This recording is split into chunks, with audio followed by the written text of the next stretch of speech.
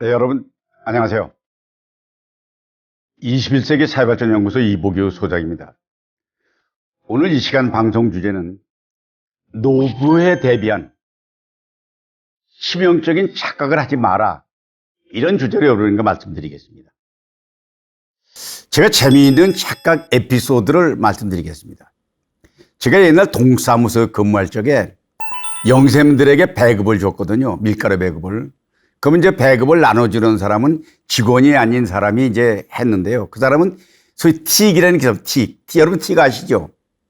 그 양반은 이렇게 한쪽 눈을 감으면서 깜빡깜빡하는 틱을 갖고 있습니다.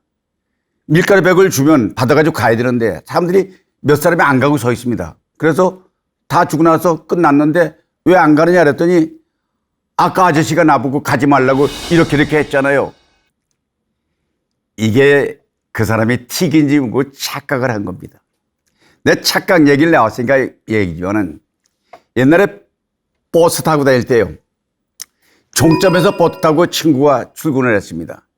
근데 몇 정거장을 지나가면은 사람들이 10,000원이 되는데 몇 정거장에 가면 꼭 예쁜 아가씨가 타고, 예쁜 아가씨는 미소를 짓고 자기 곁에 와서 자기 옆에 의자를 잡고 미소 짓고 있다가 내릴 때는 안녕히 가세요. 미소 짓고 인사하면서 헤어졌습니다.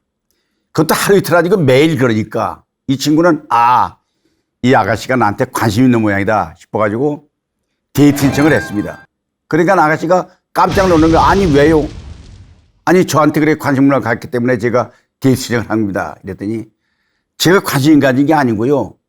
선생님이 버스에서 꼭 그 자리에서 내리기 때문에 그 자리에 내리면 그 자리에 앉으려고 그 자리를 제가 차지하려고 그 자리 옆에 서 있던 거지 선생님에게 관심 없습니다. 착각한 거죠. 내 착각 얘기를 하니까 손자 생각이 또 납니다. 손자가 유치원에 할 때요. 이게 명랑했습니다. 내가 칭찬을 하라고 그랬습니다. 야, 참 잘생겼다. 너 뭐 어디 있다? 참 잘생겼어. 네가 제일 잘생겼어. 이랬습니다. 그런데 한번 물었습니다. 너 유치원에서 누가 제일 잘생겼니? 이러면 이름이 서슴지 않고 내가 제일 잘생겼지 뭐. 행복한 아이입니다. 그 친구는 할아버지 말에 따라서 착각을 한 겁니다. 내가 잘생겼다는 착각을 하는 거죠. 다 착각일 수 있습니다. 그런데 제가 오늘 여러분에게 노부에 대비하는 분에게 치명적으로 착각하지 말라는 주제인데 이 뭐냐면 모든 사람들은 다 자기 잘난 못했다고 말합니다. 객관적으로 잘나지 못했지만 잘났다고 생각하면 그것이 착각일 수 있습니다. 착각은 자유라 그러잖아요. 설사 착각이라도 그렇게 확신하면 행복할 수 있습니다. 그런데 우리가 이제 부모님들이 사랑이 없다고 생각하는 자녀들이 있습니다. 그건 착각입니다. 만약에 그렇다면 당신은 세상에 사랑하지 않는 아버지 어머니에게서 태어날 수 있겠습니까? 부모가 자식을 사랑하지 않는다고 착각합니다. 근데 그것도 사랑은 방법이 다를 뿐이죠. 어떻게 부모가 자식을 사랑하지 않겠습니까? 자식이 불효자라고 생각한다면 그건 기준의 문제입니다. 노인의 치명적으로 착각하지 않은 사례를 여러분과 같이 오늘 얘기를 하고자 하는 바로 인트로멘트를 이렇게 드리는 것입니다. 자, 우리가 착각하기 쉬운 일이 뭐가 있느냐면요. 첫째는 내 생각이 다른 사람과 같을 것이라는 겁니다. 다른 사람이요, 내 마음을 알 것이라는 겁니다. 아니, 다른 사람이 내 마음을 어떻게 알겠어요? 자녀, 가족, 동료들의 생각이 내와 같을 것이다? 같으면 어떻게 되겠습니까? 달라요. 그 다음에 우리가 MZ세대라고 요즘 젊은 애들 그러잖아요. MZ 다른 세대를 내가 알고 있다? 몰라요. 그냥 착각하는 거지요. 그런 얘기 하죠. 너 젊어봤냐? 나 젊어봤다. 너 늙어봤냐? 난 늙어봤다. 근데 자기가 알고 있는 것도 어떻게 보면 착각일 수 있습니다. 근데 착각 중에 더 하나 큰 것은 내일도 오늘과 같을 것이라는 착각입니다. 예측하고 체력의 능력, 자기의 능력, 이것은 한계를 대비하지 못하면 착각하는 겁니다. 그 다음에 경제적으로 지금 안정돼 있고 동행하는 사람들이 지금 행복하다고 있을 때 그 사람이 지금 영원히 같이 있을 겁니까? 아니에요. 늘 같이 있지 않습니다. 돈도 없어질 수 있습니다. 지금 살고 있는 가족이 영원할 것이다. 천만의 말씀입니다. 영원하지 못합니다. 삶에 있는 사람의 여생을 위해서는 오늘 시점에서 대비하는 것이 바로 지혜로운 삶이다라는 말씀을 드리기 위해서 오늘 이 얘기를 시작하는 것입니다. 자, 우리가 현재 노년층에 벌어지는 현상이요. 현실이 어떠냐. 세상은 언제나 양면성이 있습니다. 산이 높으면 골짜기가 있습니다. 양지가 있으면 반드시 음지가 생깁니다. 국가도요. 경제 성장을 하고 부자들이 많이 벌어지면 부자가 많아지면 좋은 일이죠. 부자가 많아지는 반면에 가난한 사람도 많아집니다. 국가가 지금 현재 10대 경제 강국으로 발돋움했습니다. 그런데 한편으로는 시정 물리학가 늘어나고 노숙자도 생기고 기초생활수급자가 늘어나고 있습니다. 이게 현상입니다.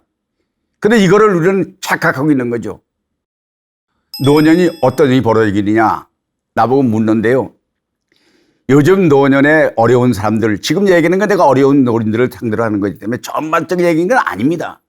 그런데 사회단체나 이런 데서 무료 급식소를 운영합니다. 그거 가서 한번 보세요.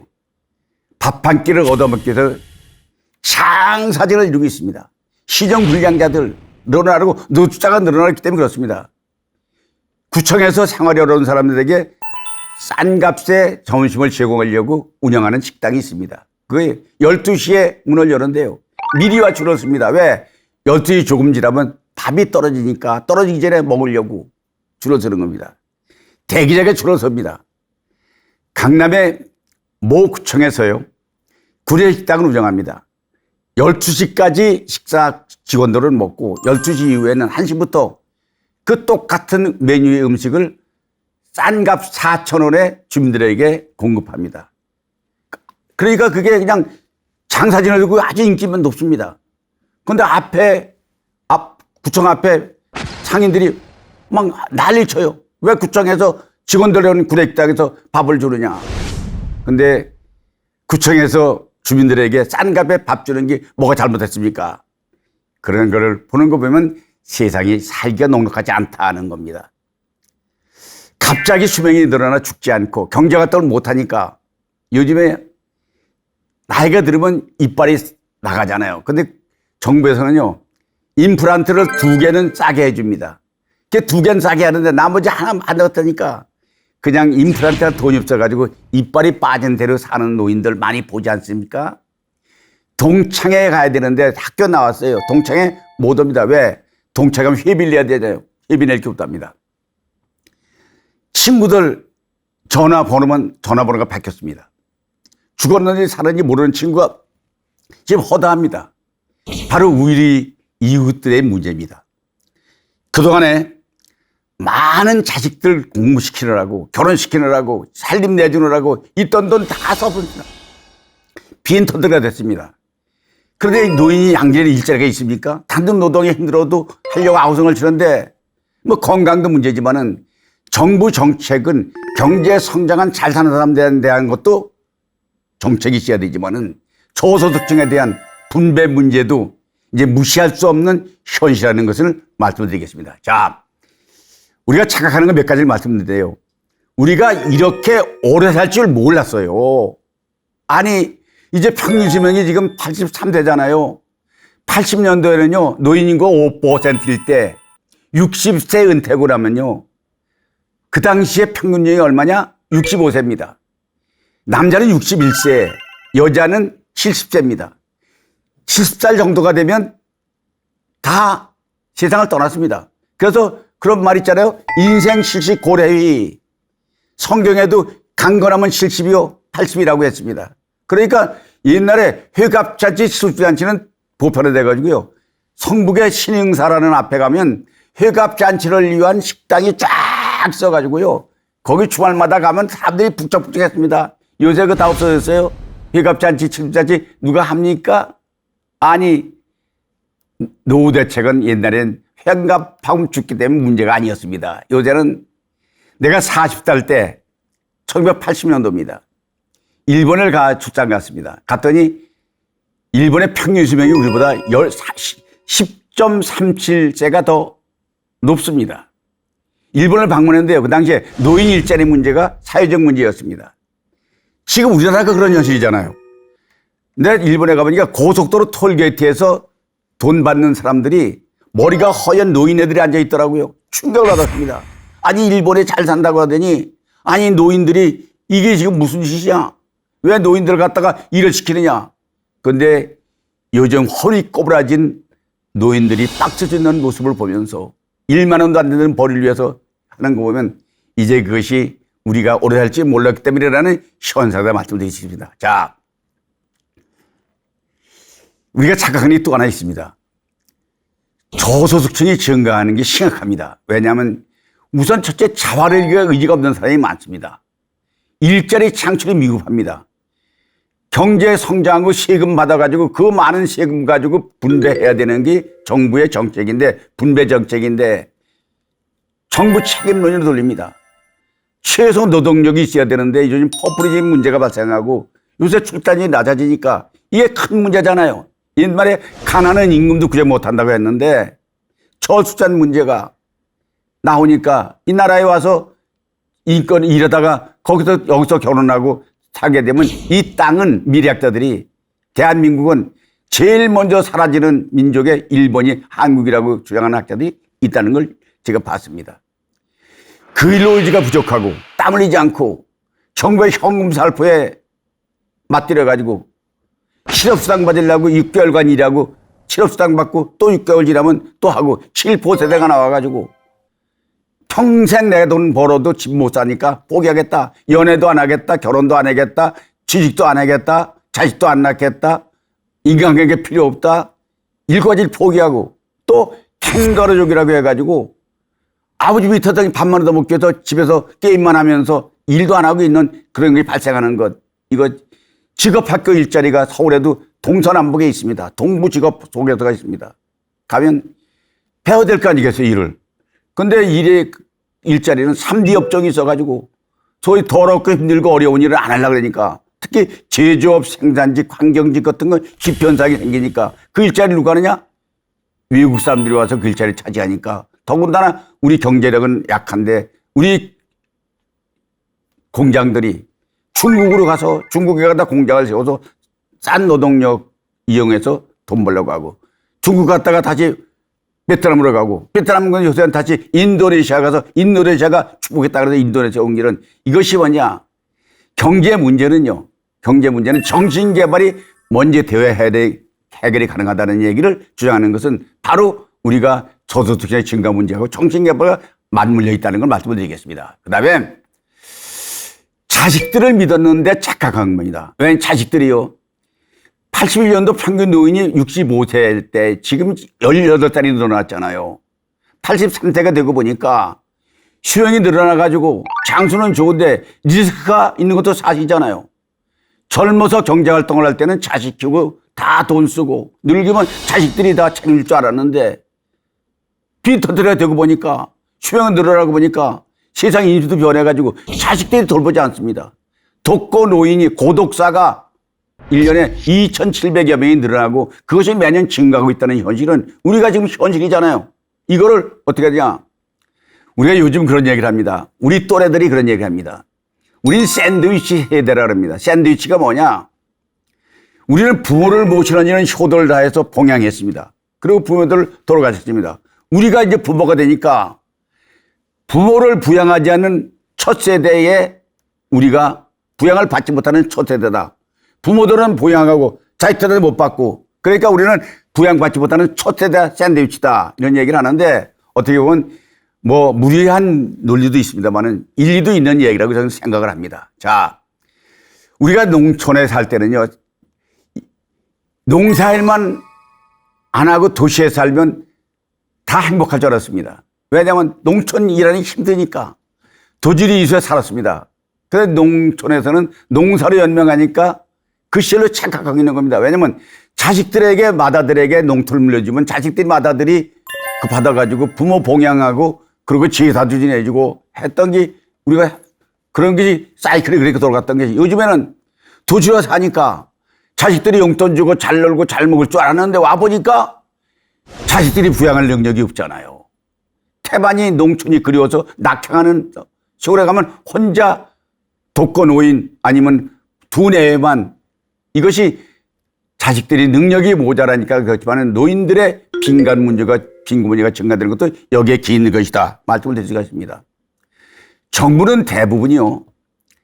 잘 살아도 잘 삽니다. 대부분이 잘 삽니다. 그런데 노인의 37%는 빈곤한 삶이라는 사실을 집중해야 됩니다.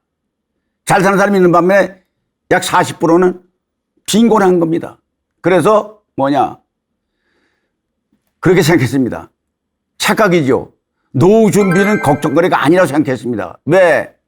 우리가 지금부터 43년 전 이야기입니다. 일본이 우리나라와 모둠에 비춰졌지만은 일본이 노인 문제가 고민할 때 우린 강 건너 불로 심각하지 않았습니다. 우린 노인 준비라는 개념이 함지 않았습니다. 지금도 남의 일로 생각하는 사람이 있습니다. 그런데 우리나라가 고령화 사회를 진입하면서 경제 환경이 열악해지고 살다 보니까 어떻게 되겠지 하는 안위적인 착각, 하루하루 먹고 사는 일에 급급하고 대부분 노후 준비를 생각지 않았고 가면 그냥 지나가리라 시간이 해결한다 어떻든 잘 살아갈 것처럼 착각을 하고 있습니다. 그런데 그게 그렇게 했다면 노인 자살률이 세계 1위가 됐겠습니까? 왜 자살하느냐 따져보니까 두 가지 큰 이유더라고요. 첫째는 건강 문제가 나빠서 자살하고 아프니까, 두 번째는 돈이 없어 자살하고, 세 번째는 부부지간에 자녀간에 갈등으로 인해서 자살하고, 이것이 현재 노인들의 닥쳐온 우리들의 현실이라는 생각을 직시해야 된다고 생각합니다. 사실 노후 문제는 자식들의 문제라고 생각했습니다. 왜냐하면 옛날에 농경사회에서는요, 가족이 경제 공동체였습니다. 온 가족이 할아버지, 할머니, 손자 전부 공동 공체입니다. 아들 선호 사상이 집에 있기 때문에 부모들을 아들만 나누면 당연히 하는 걸로 이론이 없었습니다. 이제 꿈 깨시기 바랍니다. 여러분, 자식들 집에 가보면 부모님들이 잘 방을 따로 마련해 두었습니까? 그 방이 있습니까? 없습니다. 재산 상속법에 따라서요, 자녀들이 공동 상속이 됩니다. 정치적으로 의미가 없어졌습니다. 왜냐하면 재산을 두면 그 재산의 50%는 배우자 몫입니다. 나머지 50%는 출가한 딸까지 똑같이 나눠주기 때문에 어느 자식에게 맏아들이라는 자식이 책임, 누구라는 자식 책임감 없습니다. 그래서 서로 너미룩 내미룩 하고 밀다가 아버지는 혼자 떠돌고, 요전에 제주도에 가서 한동안 그런 말이 있었잖아요. 제주도 가니까 노인들이 그냥 새로운 고려장이다. 노인이 떠돌입니다. 아버지 아들이 누구냐 하면 안 알려줍니다. 왜? 아들이 혹시라도 무슨 불이익 받을까 봐서. 자식 공부시키느라고 결혼시키느라고 재산 미리 다 상속해주고 자식들이 외면할 수 있다는 사실을 사실은 몰랐습니다. 그런데 이제 그걸 부정할 수가 없는 시대가 됐습니다. 자, 그러면 우린 착각하는 것 중에 하나가 또 하나 뭐냐면요, 부부가 영원히 함께 살 줄 알았습니다. 근데요, 부부가 한쪽이 먼저 사별하거나 한쪽이 거동을 못하게 되는 것은 그건 현실입니다. 노년이라고 해서 스스로 더러 활동할 수 있고 서로 활동할 수 있다면 그건 행복한 노년입니다. 요양병원에 있는 아내, 이건 실제 상황입니다. 내 친구예요. 아내가 치매 걸렸습니다. 그리고 식물인간이 됐습니다. 어떻게 하겠습니까? 아들들이 돌보겠습니까? 본인이 직장에 나가지 못하니까 요양병원에 입원을 시켰습니다. 지금은 면회가 된답니다. 그런데 옛날엔 코로나 시절 때 몇 년 동안 안 되니까 하루에 한 번씩 아내를 만나려고 길 건너편 병원에 가서 멀리서 보이는 아내에 있는 병실을 바라보면서 1시간씩 눈물 짓다가 온다는 그 친구의 얘기를 듣고 짠했습니다. 누워있는 아내를 위해서 수발하기 위해서 화장실 간다면 화장실 가야 되고 수발하기 위해서 자기 인생이 활동을 전혀 못하고 집에서 아내 수발만 하는 사람이 있고요. 자식들 돌봐야 하니까 아내가 눈이 보이지 않습니다. 황변, 그러니까 뭐 눈 보이지 않는 그걸 해서 다른 활동을 못 합니다. 근데 몇 해 전에 나 아는 친구 하나는 부인이 식물인간입니다. 근데 부인을 하면서 책을 썼습니다. 책 제목이 살아있어 고마웁니다. 참 부인이 식물인간인데도 살아있니 고맙다고 해서 책을 썼는데요. 그거 보는 순간에 난 눈물이 겹더라고요. 나는 감히 저렇게 할 수 있을까? 근데 그 부인이 죽고 한 달 후에 그 친구가 바로 세상을 떠나더라고요. 근데 사실 노년의 가장 큰 문제는 건강 문제입니다. 기초생활수급자라는 것 요양원에 가야 되는데 요양원에 가면 기초생활수급자는 밥 먹여주고 숙소 해장되고 보장됩니다. 근데 환경이 엄청 열악한 거 여러분 아시죠? 강남에 모 요양병원이 있습니다. 근데 상처한 분들이 재산은 있는데 아들, 딸이 다 잘 됐지만 아들, 딸이 와서 일 안 하고 그 부모 모실 사람 있습니까? 근데 그 병원에 갔는데 병원에 가면 먹여주고 재워주고 다 하니까 근데 한 달에 병원의 부담금이 500만원에서 600만원 정도 되니까 부대경비 합하면 1년이면 1억이 없으면 그 병원에 있을 수가 없습니다. 여러분 1억이 10년을 만약에 버틴다면 10억입니다. 10억 정도의 현찰 능력이 있어가지고 한 노후 준비가 된 사람이 몇 사람 됩니까? 어느 친구는요. 요양병원에 아내를 입원시켰습니다. 근데 자기가 못하니까 요양병원에 간병인을 하나 썼습니다. 근데 간병인 월급만 한 달에 400만 원 정도 됩니다. 장기 입원하니까 집에서 케어를 한다고 하면 그 자체가 감옥 생활입니다. 이게 부부가 같이 영원히 산다는 것은 꿈속의 깨라는 겁니다. 그 다음에 노후 대책을 못한 것이 내 책임이 아니다고 생각합니다. 내 잘못이 아닌 것입니다. 남의 탓도 돌립니다. 내 책임이 아닙니다. 네 잘못입니다. 그러냐? 첫째, 우린 조상 탓. 타고난 사주팔자. 국가 책임. 대통령 잘못 뽑았다? 대통령 핑계. 포퓰리즘이라도 정부에 의존하는 것. 모든 일이 불평불만이 쌓여서 그래야 본인이 마음이 편한가 봐요. 모든 책임은 내 책임이 아닙니다. 근데 그건 아니잖아요. 금수저, 흑수저 얘기를 타령을 합니다, 요즘에. 태어날 때 금수저를 물고 태어나고 흑수저를 물고 태어나고 가난에 대물림 고리를 스스로 벗어나지 못하면서 남 탓하라는 그런 현실입니다. 그래서 그런 사람이 속에 나쁜 놈이 많고 죽일 놈이 많습니다. 그런 사람이 한둘이 아니에요. 한풀이 삶을 삽니다. 그러니까 온통 불만이 넘쳐가지고 각을 세워가지고 그 사람 옆에 가면 그 불평소리 듣기 어렵습니다. 고마운 사람도 없고 긍정보다는 부정적인 점이 많이 드러나 있습니다. 이거는 내 책임이 아니라고 생각하면 이렇게 되는 거죠. 왕년에 잘 돼가는 사람 그때 얘기하면 저녁에 돈이 한참 벌리는 바람에 밤새워서 돈을 세웠다. 전설의 고향입니다. 그때 내가 그 땅을 갖고 있었는데 그 땅을 팔지 않았으면 지금 그 땅이 얼만데 그 땅이 얼만데 그거 헛소리입니다. 이제 지금 현실을 직시해야 되기 때문에 지금 노대책 못 닦고 어려운 것은 남의 탓을 돌리기보다는 내 책임이라는 생각도 한번 해볼 필요 있다고 제가 말씀을 드리는 것입니다. 자, 그러면 지금도 마음 못 먹으면 난 다 할 수 있다. 물론 젊어서는 그렇습니다. 돈 버는 일, 모든 일이 마음만 먹으면 됐습니다. 그런데 이제 나이 들면은요, 체력도 환경도 달라지고 실패하고 나면 소위 회복 탄력성, 넘어지면 오뚜기처럼 빨딱이라는 게 아니라 회복 탄력성이 마음대로 안 되기 때문에 이게 착각입니다. 그 다음에 이제 또 돈만 있으면 다 해낼 수 있다? 난 돈만 있으면 하겠다? 그거 착각해서 깨야 돼. 돈만 있다고 해결됩니까? 해결 안 되는 일이 너무도 많습니다. 내 주변에는요, 친구 가운데 돈이 엄청 많은 사람들이 많습니다. 나보다 몇 배 더 많습니다. 뭐 어떤 사람은 10배, 20배 많은 사람도 많습니다. 그 사람들 만나서 얘기하다 보면 속대 털어놓으면 결론은 내가 부럽답니다. 왜 부러우냐? 난 돈이 많이 없는데도 내가 부럽대 왜냐?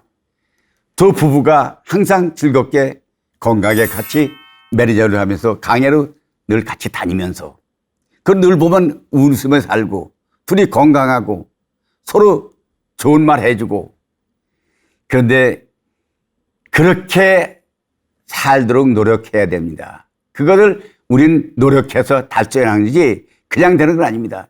우린 그렇게 해야 바랍니다. 무진장이라는 말을 난 좋아 쓰는데 무진장이다. 닳지 않는다는 겁니다.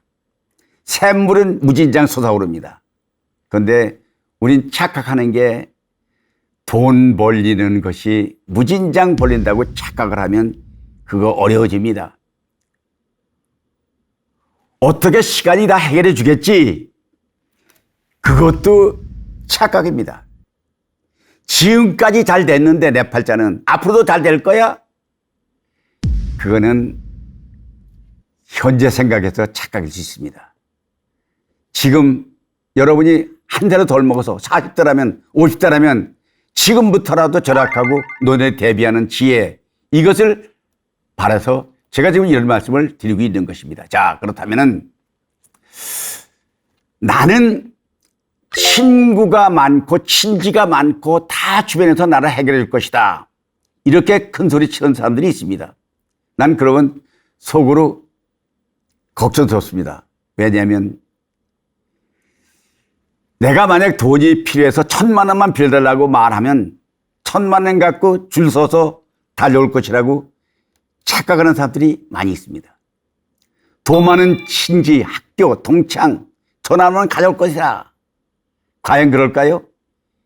그럼 이렇게 생각하면 됩니다. 나에게 누가 돈 1,000만 원을 달라고 할 때 선뜻 손 안 두고 그 친구가 달려갈 사람이 있느냐? 오케이 할 수 있느냐? 생각해보면 답이 나옵니다. 젊어서는 모릅니다. 그런데 나에게 들어서요. 옛날에는 밥 먹고 차 마시고 나면 친구들 만나서 먹지 나면 서로 돈 내겠다고 카운터 앞에서 서로 밀치고 떨리고 합니다. 참 아름다운 풍경이고 한국 사람만 보이는 풍경이죠. 아, 내가 내야 된다, 내가 내야 된다. 왜 네가 내야, 내가 내야지 이러는데 여러분 지금 병들어 누워있고 앞으로 일어날 가망성이 없다가 안 되면 선뜻 내가 병원비 낼게, 내가 도와줄게 할 사람이 누가 있나요? 누가 있습니까? 병원에 죽을 병 들었다고 소문 나면요 문병 오는 사람이 몇 사람 될 것 같습니까? 돈 없다고 소문 나면요 누가 입원비 도와주겠습니까? 늙으면 다 떠나는 것이 세상의 인심입니다. 우리가 간까지 내어줄 것처럼 접근하는 사람들이 있습니다. 대개 사기꾼들 되게 그러잖아요. 간 내줄 것 같아요. 근데 여러분 한번 심해 보세요. 그 친구한테 내가 지금 가망도 없고 돈도 없어서 돈이 필요하다. 한번 빌려달라고 말해보세요. 그 사람은 나를 통해서 이걸 얻기 위해서는 장사꾼에 불과했던 친구들이 허다합니다. 이거를 빨리 착각하지 말고 깨우쳐야 되는데 제가 이건 체험에 의해서 말씀드리는 거니까 이해하시기 바랍니다. 지금까지 후회하는 일 없었다.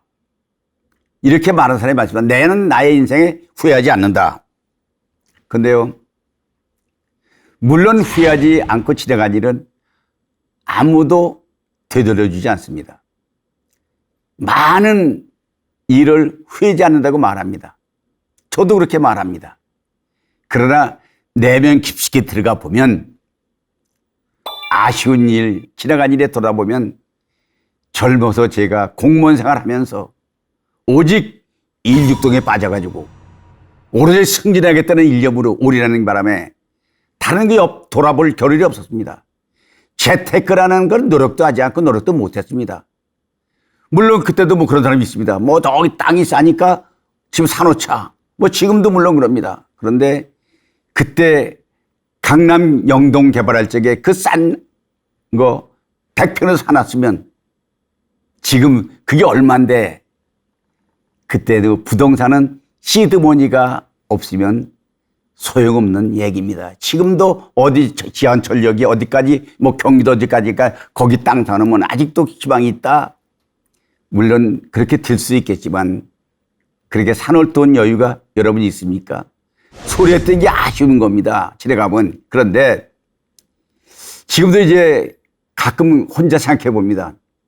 이 나이 돼서 시골에 고향 땅에 조그만 텃밭 하나라도 준비되어 있다면 주말에 내려가서 거기서 상추, 오이, 가지 심고 거기서 콩농사 져가지고 콩도 꺾어 먹고 완두콩도 사오고 호박도 따오고 토마토도 심고 이런 생각이 있지만 그걸 못했잖아요. 더한다면 농촌에 쓰러져가는 집이라도 세컨하우스 하나 있으면 서울에 머리 복잡할 때 고향에 가서 거기서 개천에서 가재 잡고 개천에서 공기 마시면서 맑은 공기 마시면서 생각하면 얼마나 좋을까. 이거는 다 지나간 일이기 때문에 그냥 하기 좋게 결과를 후회하는 것이지, 이게 요즘 젊은이들이 미리 대비하지 못하는 것은 후회되기 때문에 미리 이렇게 하는 게 좋겠다는 생각에서 말씀을 드립니다. 자, 노년이라고 달라진 게 뭐 있느냐? 이렇게 말을 합니다. 노년이 달라지는 게 없다? 진짜 없을까요? 첫째, 나이가 들면 모습이 달라집니다. 옛날 젊어서 그 잘생긴 얼굴, 싱싱한 얼굴 모습이 달립니다. 두 번째, 생각이 우선 고로해집니다. 젊어서 생각이 달라집니다. 그리고 태도가 우선 몸도 굼떠지지만은 노인네 냄새가 납니다. 근데 이 달라지는 걸 고치기 위해서 5가지 내가 얘기를 하면, 우선 나이가 들면요, 말을 고쳐야 됩니다. 첫째는 잔소리. 한 말 또 하고 하는 잔소리. 그럼 누가 그러잖아요. 아버지 그 말 지금 내가 한 말 못하면 100번째예요. 말수를 줄여야 됩니다. 그 다음에 알고도 모른 척, 보고도 모른 척, 듣고도 못한 척 하는 건 그 시간 딸에게만 보내는 말이 아닙니다. 나이 들어도요, 알고도 모른 척 그렇게 하는 게, 그런 말 있잖아요. 귀가 잘 들리지 않는 건 듣고 싶은 것만 들어라.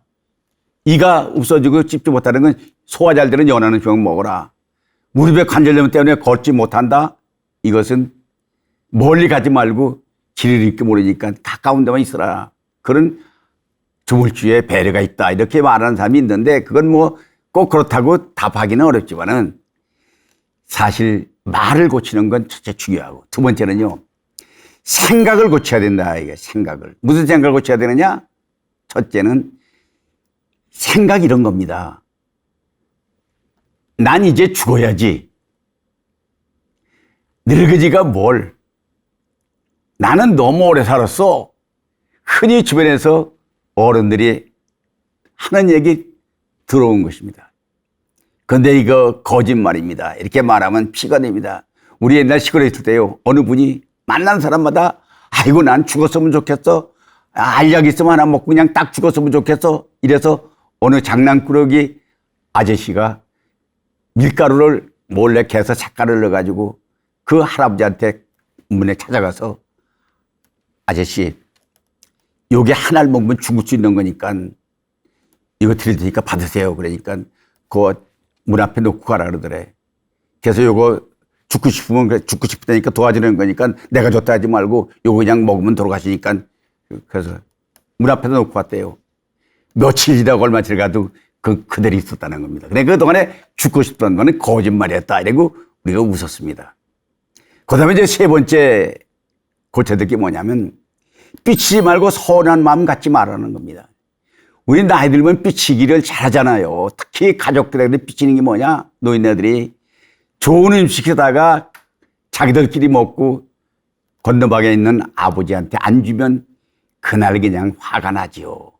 또 술벌 눈치대가지고 술 나가서 적끼리 가서 외식하고 돌아오고 나는 한놈은 서운하지요.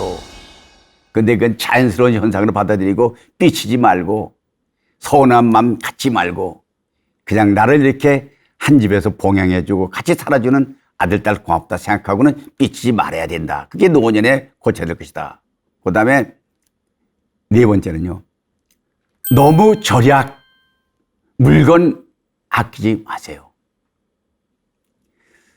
아버지가 돌아가시고 딸들, 아들들 서울 사는데 시골에서 어머니가 혼자 살겠다고 고집부리니까 친구들 많으니까 서울 안 오고 와봤더니 아니겠다. 그러니까 이제 딸들이 교대로 와가지고 뭐 명절 때 되면 옷도 사다 주고 신발도 사다 주고 막 하고 이래고 어머니하고는 올라가고 났는데 갑자기 어머니가 몸이 아프다 그래서 내려와 보니까 어머니 장롱을 열어보니까 자기들이 매년 사다 준 옷이 하나도 입지 않고 상표도 듣지 않고 포장된 대로 그대로 있었대요. 걔 물어봤어. 어머니야 이거 안 입고 이렇게 두었냐? 왜 이 신발 안 신고 두었냐? 너들이 해준 거 나중에 입어야지. 아끼느라고 나중에 다 내가 입을 거야. 돌아가시고 났는데요. 딸들이 그 옷을 붙들고 엉엉 울더래요. 어머니 이걸 왜 아꼈어요? 근데요. 이건 실제 내 친구 얘기입니다. 친구가 지난번에 코로나로 인해서 병원에 갔다가 별도로 관리돼가지고 어디 갔는지 모르는데 나중에 연락이 왔습니다. 화장된 아버지 시체 찾아가라고. 그래서 그냥 모시다가 이제 장례를 치렀습니다. 딸들이 많아가지고 딸들이 효녀이기 때문에 올 때마다 아버지에게 용돈 쓰라고 돈을 줬는데 돌아가는 다음에 집을 정리해 보니까 침대 밑에 몇 년 동안 딸들이 용돈 준 거 어느 건 30만 원, 50만 원, 10만 원, 5만 원 준 게 침대 밑에다가 그대로 둬가지고 그걸 끓여보니까 1억이 넘더래요. 근데 그건 그 아버지가 하나도 쓰지 않고 몇천 년 살 거라고 그걸 침대 밑에다가 깔고 지냈다는 거. 여러분 이제 나이 들면요 너무 아끼고 하는 거 하지 말아야 된다고 생각합니다.